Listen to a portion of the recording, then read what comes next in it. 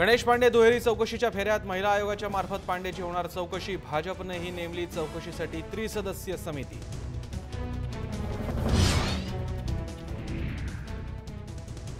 विनयभंग करणाऱ्या पांड्यावर कारवाई झालीच पाहिजे। सेना प्रमुख उद्धव ठाकरेंचा सरकारला घरचा आहेर, तर पीडित महिलेचा जबाब आयपीएस अधिकाऱ्यासमोर नोंदवा, विधान परिषदेच्या सभापतींचे आदेश। भाजपला कोंडीत पकडण्यासाठी शिवसेना काँग्रेस राष्ट्रवादीची रणनीती। अखंड महाराष्ट्राच्या मुद्द्यावर उद्या विधान परिषदेत मांडला जाणार ठराव। मंत्रालयात आमदार बच्चू कडूंची उपसचिवांना शिवीगाळ, मंत्रालयातल्या कर्मचाऱ्यांचं काम बंद आंदोलन।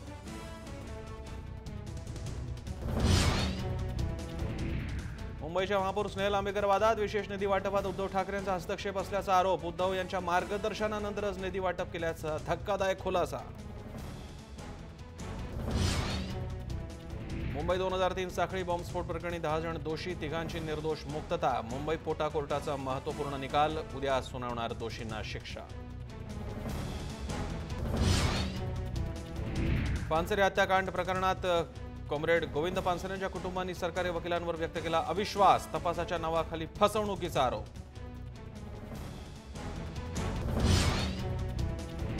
पुण्यात बाईक जळीत कांडाचं सत्र, कात्रज चौकात 3 कार 15 बाईक्स जाळल्या। 15 दिवसातली तिसरी घटना। कायदा सुव्यवस्थेचा प्रश्न ऐरणीवर।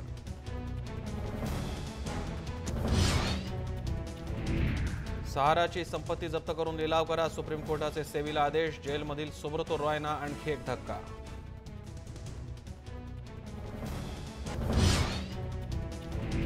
पैठणच्या नाथषष्ठी सोहळ्यावर दुष्काळाचं सावट, गोदापात्र कोरडं असल्यानं वारकऱ्यांचं टँकरच्या पाण्यानं पुण्यस्नान।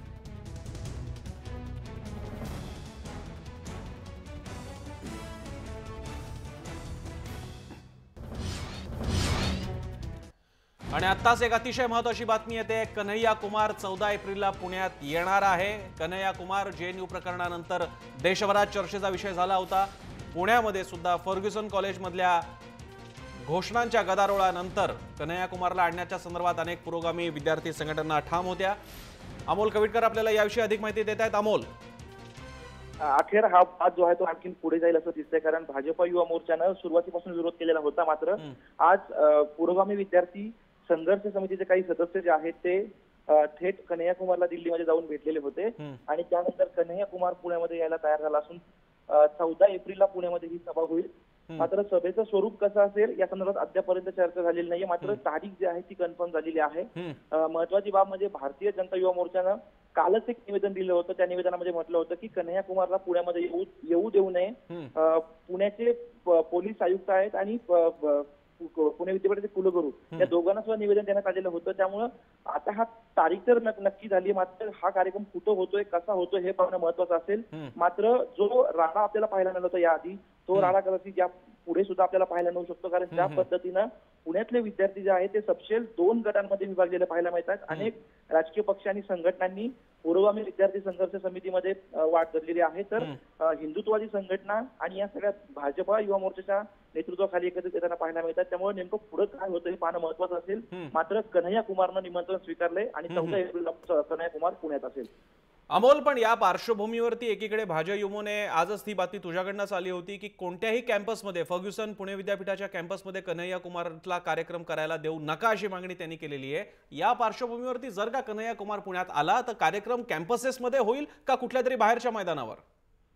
या संदर्भात काल निवेदन दिल्यानंतर अद्यापर्यंत कुलगुरू असतील आणि पुण्याचे पोलीस आयुक्त असतील यांची कुठलीही प्रतिक्रिया आलेली नाहीये आणि ही बातमी काही वेळापूर्वीच आलेली आहे की 14 एप्रिलला कन्हैया पुण्यात असेल। त्यामुळे नक्की नेमकं काय होतं हे पाहणं महत्वाचं असेल। मात्र आज सकाळी सुद्धा भारतीय जनता युवा मोर्चाच्या कार्यकर्त्यांशी बोलणं झालं, ते सुद्धा काही प्रमाणात संभ्रमावस्थेमध्ये होते। जर पोलिसांनी परवानगी दिली तर आम्ही विधायक मार्गाने विरोध करू अशा प्रकारची वक्तव्य सुद्धा त्यांच्याकडनं येत होती। त्यामुळे गोंधळाचं वातावरण भाजयुमोमध्ये आपल्याला पाहायला मिळते, कारण पुण्यामध्ये विद्यार्थी जे आहेत ते पूर्णपणे 2 गटांमध्ये विभागलेले पाहायला मिळत आहेत। परीक्षांचा सगळा हा कालावधी आहे आणि या कालावधीमध्ये नेमकं काय होतंय हे पाहणं महत्वाचं असेल। मात्र कुलगुरूंनी आधी स्पष्ट केलेलं आहे की परीक्षांचा कालावधी असल्यामुळे राजकीय पक्षाचे कार्यक्रम जे आहेत ते कॉलेजच्या कॅम्पसमध्ये घेता येणार नाहीत। त्यामुळे नेमकं काय होतं हे पाहणं औत्सुक्याचं असेल। मात्र 14 एप्रिल ही तारीख निश्चित झाली आहे, कन्हैया पुण्यात असेल। धन्यवाद अमोल, तुम्ही दिलेल्या या सविस्तर माहितीबद्दल।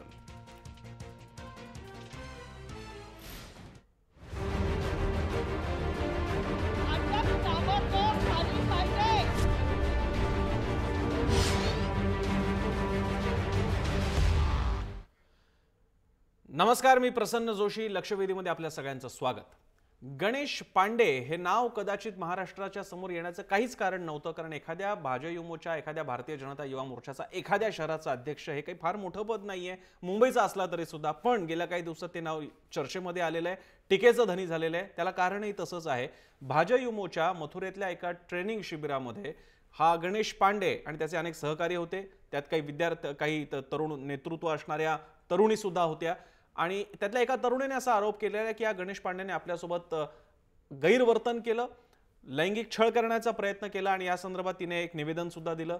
दुसरीकडे गणेश पांडेचं वेगळं म्हणणं आहे की हे जर का असा प्रकार घडला होता तर त्याच्यानंतर सुद्धा 2 दिवस ही तरुणी आमच्यासोबत कशी होती, तिला एवढा उशीर तक्रार दाखवायला का करावा लागला, आणि असे अनेक कंगोरे त्याला आहेत. याच्या जोडीला त्याने स्वतःहून राजीनामा दिला भाजयुमोचा. भाजप म्हणते की आम्ही त्याला हकालपट्टी केली, पण त्याच्यावरती अजूनही कोणताही केस दाखल झालेली नाही ना पोलिसांनी त्याला अटक केलेली आहे.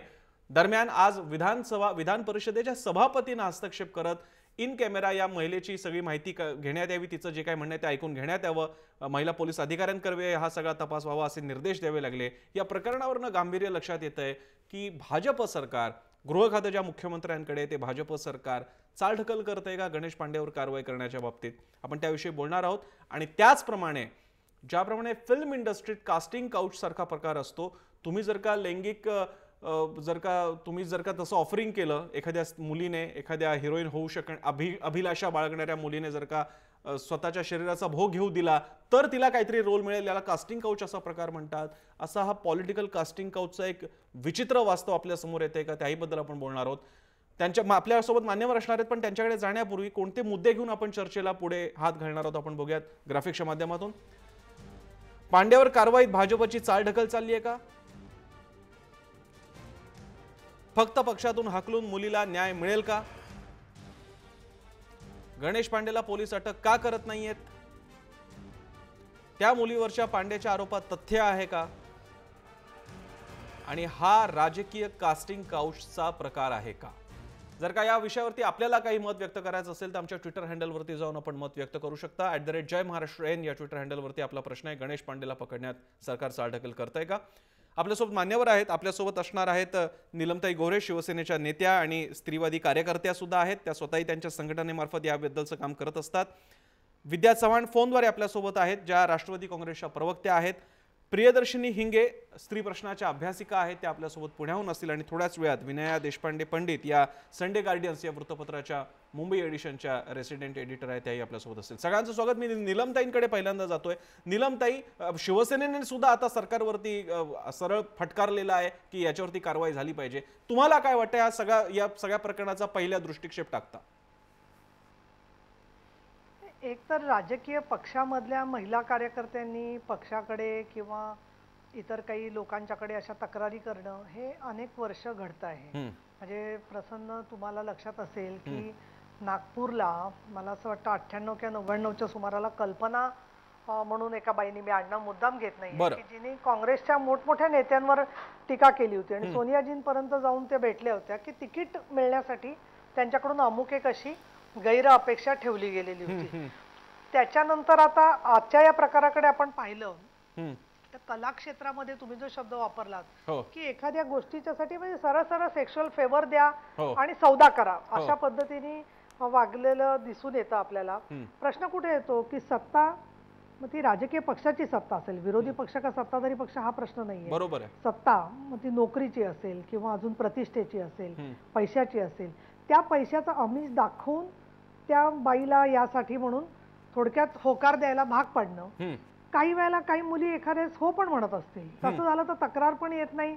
सगळ्या त्या गोष्टी 2 व्यक्तींमधला मामला म्हणून कानाडोळा होतो त्या गोष्टींकडे, कारण तो त्या 2 व्यक्तींमधला प्रश्न असतो. आपल्याला काय कोणावरती मॉरल पोलिसिंग करायचा ॲडल्ट्सवरती अधिकार नाहीये. मुद्दा कुठे येतो, ज्या ठिकाणी कुठेतरी ते फिसकटतं किंवा त्या मुलीला ते मान्य नसतं किंवा अजून काही कारणामुळे ज्यावेळेला मतभेद होतात त्यावेळेला ते एकदम असं बाहेर येतं. आता या घटनेच्या मध्ये मला सांगायला पाहिजे की मी स्वतः जरी तिच्याशी बोलू शकले नाही, का मी पुढच्या टप्प्यात बोलू, त्याचे डिटेल्स जे आहेत ते काय नाही, तुम्ही बोला नीलमताई, पूर्ण करा, तुम्ही बोला, काही हरकत नाही, ते पूर्ण करू. तर आमची जे सहकारी आहे शिवसेनेमधली मनीषा कायंदे, तिची आणि तिची ओळख निघाली. मग बराच वेळ म्हणजे तिने जवळजवळ अर्धा तास तिच्याशी ती बोलली, परत मला सांगितलं, मी परत काही तिला प्रश्न विचारले. म्हणजे मला असं वाटलं एकदम डायरेक्टली मी तिच्याशी बोलण्यात ती कम्फर्टेबल आहे की नाही मला माहित नव्हतं. आणि म्हणून मी सगळी जेव्हा माहिती घेतली तेव्हा मला दोन गोष्टी एक तर लक्षात येत आहेत. एक म्हणजे ती प्रचंड अस्वस्थ आहे, घाबरलेली आहे. आणि याचं कारण असं की पत्र जे मीडियातून आलं, सामाजिक सगळ्या मीडियावरती व्हायरल झालं ते, ती तिची मानसिक तयारी नव्हती. तिला असं वाटलं होतं की एका पक्षामध्ये आपण हे मांडतोय आणि त्याची दखल घेतली जाईल. आता असं आहे की अशा गोष्टी का व्हायरल होतात, कशा व्हायरल होतात, हा एक फार मोठा यक्ष प्रश्न आहे. म्हणजे एक तर ज्यांनी दिलंय त्यांनीच ते दिलेलं असू शकतं किंवा ज्याला दिलंय त्याच्याकडून जाऊ शकतं. शेवटी बाहेर तिसरीकडून जाणार कसं ना, हा जो विषय आहे ते. त्यामुळे खरा विचार करायचा झाला तर हे पत्र व्हायरल का झालं, कसं झालं, याच्यामध्ये असं होतं विक्टिमायझिंग द विक्टीम. म्हणजे जी महिला स्वतः त्याच्यात बळी पडलेली आहे तिचेच अजून वाभाडे निघतात. म्हणजे अक्षरशः विजय तेंडुलकरांची बेणारी बाई आठवत असेल किंवा गिधाडे मधलं सगळं आपल्याला आठवत असेल की सगळं जग तिचाच पंचनामा तिच्या चारित्र्याचा करत असतो आणि तिला सिद्ध करत राहावं लागतं की तिचं काही त्या व्यक्तीशी होतं किंवा नव्हतं, किंवा असलं नसलं तरी हा प्रसंग काय आहे, त्याच्या मेरिट डिमेरिट वरती सगळीकडे गावगप्पांना चर्चा सगळ्या सुरू होतात. दुसरं असं आहे की ही घटना घडल्यानंतर आज म्हणजे आम्ही जे काही विचारलं तिला, आम्ही सभागृहात पण सांगितलं की माझं असं सक्ती करण्याचा प्रश्नच उद्भवत नाही, पण तिची इच्छा असेल तर ती पोलीसकडे जाऊ शकते. तिच्यासाठी म्हणून तिला पोलीसकडे जायची भीती वाटत असेल तर त्यासाठी आम्ही मदत करायला तयार आहोत, हे सगळं तिला सांगितलेलं आहे.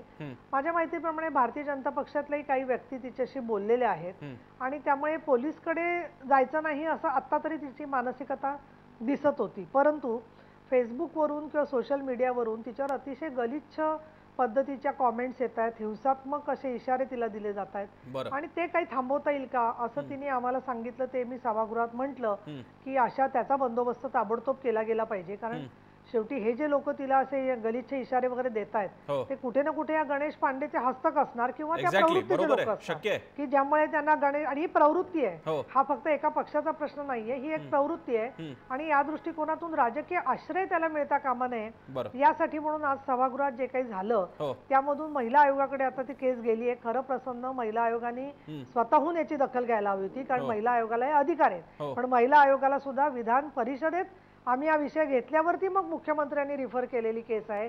यामधून सुद्धा बऱ्याचशा गोष्टी बोलक्या आहेत असं मला वाटतं. नीलमताई, तुमची अपेक्षा बरोबर होती, पण तुम्हाला सुद्धा कल्पना आहे की महिला आयोग सो मोठो का कारवाई करत नव्हता, त्याचं कारण अतिशय उघड आहे. पण या राजकीय मर्यादांमुळे जर का स्त्रीचं स्त्रीत्व जर का नाकारण्यात येत असेल आणि त्याच्यावरती बंधनं आणली जात असतील महिला आयोग असून सुद्धा, तर दुर्दैवी बाब आहे. त्याबद्दल आपण बोलणारच आहोत. आपल्यासोबत विद्याताई फोनद्वारे आहेत आणि थोड्याच वेळात ते आपल्यासोबत लाईव्ह सुद्धा असतील कदाचित. विद्याताई, तुमचं स्वागत आहे चर्चेमध्ये. विरोधी पक्षाने सुद्धा मागणी केली, तुम्हीच मागणी केली की त्याला अटक झाली पाहिजे आणि अटक अजूनही होत नाहीये. जर का उघडपणे असे गंभीर आरोप झालेले आहेत तर तो ॲब्स्कॉन्ड होण्याची पूर्ण शक्यता आहे. अशा वेळी अटक न होणं हे सरकार ठरवून करतंय का? नाही, मला याच्यात नीलमताईंच्या मुद्द्यांशी, सगळ्या मुद्द्यांशी मी सहमत आहे, परंतु मला असं वाटतं की त्या मुलीने अत्यंत विश्वासाने आणि अत्यंत म्हणजे मनाचं धैर्य करून तिने ते पत्र लिहिलेलं आहे. आणि ते पत्र कोणाला लिहिले तर ॲडव्होकेट आशिष शेलार, जे मुंबईचे अध्यक्ष आहे, त्यांना लिहिलेलं आहे. आणि तिला एक कुठेतरी खात्री होती की हे जे चाललेलं आहे हे कुठेतरी याच्यात ते ह्या जो गणेश पांडे याच्यावरती कडक ऍक्शन घेतील, म्हणून तिने आपलं मन मोकळेपणाने ते लिहिलेलं आहे सगळं. आणि लिहिल्यानंतर त्याच्यावरती काही कारवाई, तिची अपेक्षा होती की त्याच्यावर कडक कारवाई होईल, परंतु प्रत्यक्षात बघायला गेलं तर फक्त ती युवाची कार्यकारिणी बरखास्त करणं किंवा त्याच्याकडनं राजीनामा घेणं एवढंच झालेलं आहे. परंतु एक म्हणजे त्याला पक्षातनं काढून टाकलं, परंतु एक सर्वसामान्य माणूस असल्यावर त्याच्यावर जशी लैंगिक छळ किंवा विनयभंग आपण म्हणू त्याला, त्याच्यावरती जशी कारवाई व्हायला पाहिजे तशी या गणेश पांडेवर अजून झालेली नाही. आणि ती पक्ष कुठेतरी त्याला पाठीशी घालतोय किंवा पक्षावरती कोणाचा तरी दबाव आहे वरचा, असं म्हणजे आपण बघितलं त्या गणेश पांडेचे फोटो, त्याचे अमित शहा बरोबर फोटो दाखवले इकडे, आणि तो एका चेहऱ्यावर इतका निगरगट्ट आणि निर्लज्ज माणूस वाटतोय की माझं कोणी काही बिघडू शकत नाही असं त्याचं, म्हणजे त्याला वरपासून सगळ्यांचं काही वरद हस्त त्याच्यावर असल्यासारखं त्याने त्या पत्रातही त्या मुलीने म्हटलेलं आहे की हा जो आहे याने मला सांगितलंय की माझं कोणी काही बिघडू शकत नाही याची, म्हणजे हा जो निर्ढावलेला सराईत गुंड आहे म्हणता येईल याला. आणि तो महिलांच्या बाबतीत असे धैर्य करणं त्याला त्याच्यात काहीच वाटत नाहीये. आणि आज जे महिलांच्या म्हणजे वर्मा कमिशन जे नेमलं होतं निर्भया केस नंतर, त्याच्यामध्ये कडक कायदे झालेले आहेत. म्हणजे सुमोटो करून सुद्धा त्याच्यामध्ये तिला तिचं जरी म्हणजे आता जे सोशल मीडियाच्या ह्याच्यामुळे किंवा तिला त्या पांडेच्या लोकांकडनं जो त्रास होत असेल किंवा ते फेसबुकवर वगैरे प्रेशर आणायचा प्रयत्न करत असतील, तर त्या सगळ्यांचे नंबर काढून त्या सगळ्यांवरती खरं तर कारवाई व्हायला पाहिजे आणि कडक कारवाई व्हायला पाहिजे. परंतु तसं होताना दिसत नाही. कुठेतरी याला पाठीशी घालण्याचा प्रकार भाजप करताना आपल्याला दिसतोय. बरं, विद्याताई तुम्ही आमच्यासोबत राहाच. पुण्याला मी जातोय. आपल्यासोबत प्रियदर्शनी हिंगे आहेत. प्रियदर्शनी, याच्यातला आतापर्यंत कॉर्पोरेटमध्ये विशाखा कमिटी असते, त्याच्या अंतर्गत काही कारवाई होते इथपर्यंत माहीत होतं, पण राजकीय संघटनांमध्ये अशी व्यवस्था आहे का? दुसरी गोष्ट, जर का ती मुलगी पुढे येत नसेल कोणत्याही कारणाने पोलीस कारवाई करण्यासाठी, तर अशा वेळी पॉलिटिकल एजन्सी संघटना असतील किंवा पोलीस किंवा न्याय व्यवस्था असेल, यांच्याकडनं कशा प्रकारच्या प्रतिसादाची अपेक्षा असते? खरं तर आपल्याकडे विशाखा कमिटीच्या ज्या गाईडलाईन्स आहेत त्याच्यानुसार मुळातच प्रत्येक खाजगी संस्थेमध्ये किंवा सरकारी संस्थेमध्ये जिथे 8 पेक्षाही जास्त कर्मचारी आहेत, अशा ठिकाणी विशाखा समिती नेमणं हे खरं तर बंधनकारक आहे. मात्र राजकीय पक्षामध्ये म्हणजे जो सत्ताधारी पक्ष आहे याच्यामध्ये जर अशा प्रकारची समिती नसेल तर मला वाटतं ही खरंच खूप चिंतेची बाब आहे. कारण कॉर्पोरेट सेक्टरमध्ये कदाचित दाखवण्यासाठी का होईना पण किमान ती विशाखा समिती असते. बऱ्याच ठिकाणी ती तितक्या प्रमाणात कार्यरत असतेच असं नाही, पण किमान दाखवण्यासाठी का होईना ती दाखवली जाते, म्हणजे ऑन पेपर दाखवली जाते. सो तिथे काहीतरी तुम्हाला स्कोप असतो की तुम्ही जाऊन तक्रार करू शकता, बोलू शकता. अर्थात त्याच्यामध्ये बाकीचेही खूप लूप होल्स आहेत की मुळात त्या समितीवर कोण असावं, काय असावं, याच्यानुसार त्या समितीतल्या जे नेमणूक होते का हा एक वेगळा मुद्दा आहे. पण किमान समिती असणं हे अपेक्षित असतं. आणि जी भाजपसारखी जी पक्ष आहेत किंवा राजकीय जे पक्ष आहेत, मला असं वाटतं की राजकीय पक्षामध्ये निश्चित मोठ्या प्रमाणावर महिला येत आहेत, पुढे येत आहेत. तर अशा प्रकारची समिती असणं हे त्या मुळातच त्या पक्षाच्या मुख्य अधिकाऱ्याचं हे खरं तर काम आहे. म्हणजे हे प्रशासकीय सेवेमध्ये सुद्धा किंवा खाजगी संस्थांमध्ये सुद्धा हे मुळातच त्या मुख्य अधिकाऱ्याचं हे काम असतं की अशा प्रकारची समिती तुम्ही नेमली पाहिजे. त्याच्यामध्ये मग 50% स्त्रिया असणं अपेक्षित असतं. प्रियदर्शनी, मी तुला थोडंसं थांबवतो, कारण आधी आपण हा मुद्दा कन्फर्म करून घेऊयात. आपल्या राजकीय पक्षाच्या ज्या नेत्या आलेल्या आहेत त्यांच्याकडनं कन्फर्म करून घेऊयात. नीलमताई, मला कल्पना नाहीये, पण शिवसेना किंवा अन्य राजकीय पक्षांमध्ये अशा विशाखा समिती जी सध्या खासगी कंपन्यांमध्ये असते, पण ती प्रामुख्याने महिलांच्या लैंगिक शोषणाविरोधात करण्यात आलेला एक प्रकारची योजना आहे, उपाययोजना आहे, अशी व्यवस्था राजकीय पक्षांमध्ये आहे का? मुळामध्ये असं आहे की याच्यावरती गेल्या 4 वर्षापासून निवडणूक आयोगानेच पत्र लिहिलं होतं आणि राष्ट्रीय महिला आयोगाने सगळ्या राजकीय पक्षांना पत्र लिहिलं होतं की तुम्ही तुमच्याकडे महिलांना अंतर्गत सुरक्षा मिळण्याच्या दृष्टिकोनातून काय उपाययोजना केलेल्या आहेत. त्याच्यामध्ये बरीचशी चर्चा झाली, पण सर्वच राजकीय पक्षांचं एक म्हणणं पडलं की वेगळी कमिटी असण्यापेक्षा आता प्रश्न कुठे आहे, जो सुप्रीम आहे पक्षामध्ये मनुष्य, जे कॉर्पोरेटमध्ये जसा विषय होतो, तर तो सुप्रीमच माणूस जर का एक्सप्लॉयटेशन करत असेल तर दात कोणाकडे मागणार हा प्रश्न असतोच कुठेही जे आहे ते. आणि म्हणून मग या कमिट्या वगैरे कॉर्पोरेट्सकडे सगळ्या आलेल्या आहेत. शिवसेनेकडे काय अशी कमिटी नाहीये. पण याला एक कारण आहे आमच्याकडे की तुम्हाला माहिती आहे शुभा राऊळ आणि शीतल म्हात्रेची एवढी मोठी केस झाली, कॉन्ट्रोवर्सी झाली, आज ते दोघी पक्षात काम करतायत आज सुद्धा. त्यांच्या ज्या काही अपेक्षा असतील, त्यांचं म्हणणं असेल त्यानुसार काही गोष्टी घडल्या, काही घडल्या नाहीत. परंतु एक म्हणजे करेक्टिव्ह मेजर्स, या प्रकारचे घटना घडू नयेत किंवा जो घडलेल्या असतील त्यांचे काही डायरेक्टली लैंगिक शोषणाचे आरोप नव्हते, त्या दोघींनी जे केले होते त्यांना डावलणं किंवा अपमानित करणं या स्वरूपाचे त्यांचे आक्षेप होते, भाषेच्या बद्दलचे आक्षेप होते त्यांचे. त्यामुळे शिवसेनेमध्ये तर बऱ्याचशा वेळेला अशा वेगवेगळ्या प्रकारच्या लैंगिक शोषणाच्या नाही पण असे सत्ता संघर्षाच्या तक्रारी येतात आणि त्याच्यासाठी शिवसेना महिला आघाडीचे ज्या त्या भागामधल्या प्रमुख असतात त्या डायरेक्टली आमचे म्हणजे उद्धवजी ठाकरे आहेत यांच्याकडे जातात, त्यांच्याबद्दल म्हणणं ऐकून घेतलं जातं. आणि प्रसन्न, मी आता शहरांची नावं सांगत नाही पण मला 2-3 जिल्हे चांगले माहिती आहेत की तिथल्या महिलांनी जाऊन तिथे अमुक एका व्यक्तीबद्दलचं गाणं मांडलं, उद्धवजींनी ते ऐकलं, ऐकल्यानंतर त्या व्यक्तीला तसा पद्धतीने समज देण्यात आली. आणि तेवढंच पुरेसं नाही तर ज्या महिलांनी तक्रार केली होती की ज्यांना डावललं जातंय त्यांना महत्वाचं पक्षामधलं याच्यामधलं पद सुद्धा देण्यामध्ये आलं की त्यांना अमुक एका कारणासाठी डावललं जात असेल तर अशा पद्धतीने हम करे सो कायदा हे चालणार नाही पक्षामध्ये. शेवटी बाईला शोषण करण्याचा अधिकार कशातून येतो की मी म्हणेन तसं तू वागलीस तर तुझं भविष्य माझ्या मुठीत आहे हे तो दाखवत असतो. ते तसं नाहीये. पक्षश्रेष्ठी काय ते ठरवणार, पक्ष ठरवणार.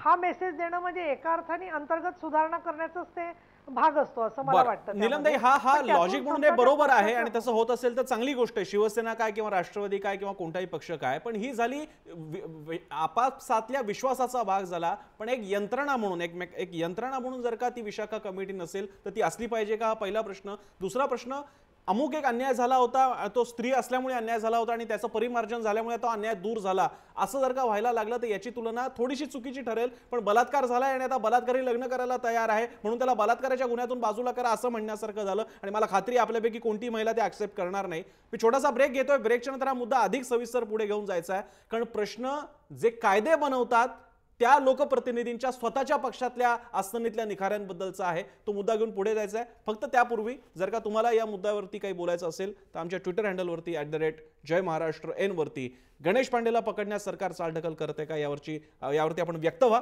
छोट्याशा ब्रेक नंतर पुन्हा भेटतोय. पाहत रहा जय महाराष्ट्र.